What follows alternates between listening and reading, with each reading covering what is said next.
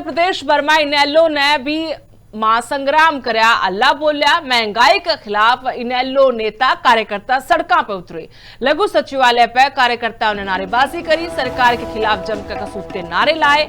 बढ़ती महंगाई पर लगाम लगाने की मांग ठाई है। सरकार पर कई बड़े आरोप भी लगाए। पेट्रोल, डीजल और गैस के भाव जो बढ़ते जा रहे हैं उन्हें लेकर नाराजगी थी।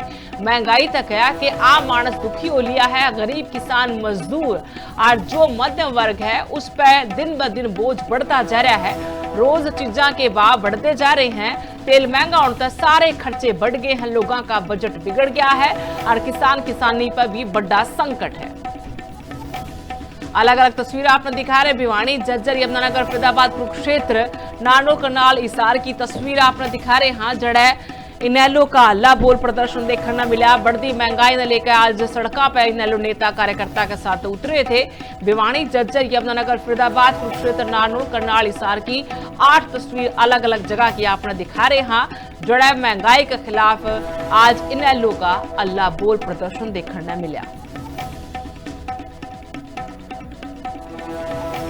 जिस प्रकार से डीजल पेट्रोल के दाम बढ़ाए गए, जिस प्रकार से एलपीजी सीएनजी के दाम बढ़ाए गए, जिस प्रकार से खाद्य तेलों के दाम बढ़ाए गए, तो उस मोदी जी और प्रदेश की भारतीय जनता पार्टी की सरकार से इंडियन नेशनल लोकदल पार्टी ये पूछना चाहती है कि भी जो वादे करके आप जनता के प्रलोभन दे करके आप जनता के हितों के साथ कुठाराघात करने का काम करते हो, तो ये इस सरकार की नीतियां जो है वो जन विरोधी है। और जन विरोधी नीतियों का जो सरकारें करती है, तो इंडियन नेशनल लोकदल पार्टी का एक एक कार्यकर्ता अग्रणी आकर के उस लड़ाई को लड़ने का काम करता है। गैस के रेट बढ़ रहे हैं। मैंने सुना है कि आज भी गैस के रेट कमर्शियल के बढ़े।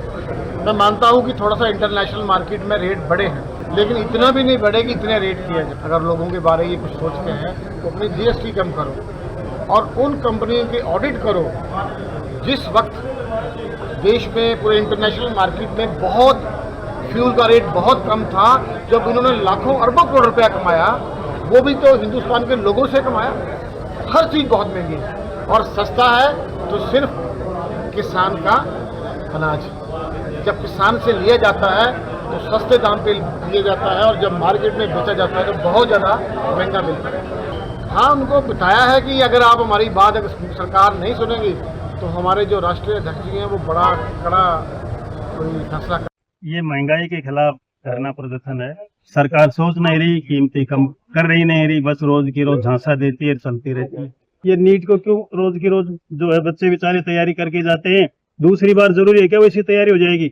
22 लाख बच्चों का जीवन इन्होंने खराब कर दिया। इनको शर्म नहीं आती? जो देश का कर्णधार है, जो देश का भावी निर्माता है, उसको बर्बाद कर रही है। ये मोदी तो मर जाएगा 5 साल में, 10 साल में, हम भी मर जाएंगे, लेकिन ये बच्चे क्या करेंगे? इनसे ये तो पूछो। आप पत्रकार हो, मीडिया के हो, आप ये सारा बात कर सकते हो, लिखो, पढ़ो, बताओ उनको, उनकी आंखों में बताओ। ये सारे के सारे क्या करते हैं? ये हमारे विधायक कोई आवाज नहीं उठाता। बीजेपी का कोई विधायक बोलता है क्या महंगाई के खिलाफ? तो आप इस बात, ये आंदोलन कब तक चलेगा? ये आंदोलन जब तक चलेगा, जब तक चुनाव होंगे तब तक चलेगा। दिन और रात चलेगा, 24 घंटे चलेगा।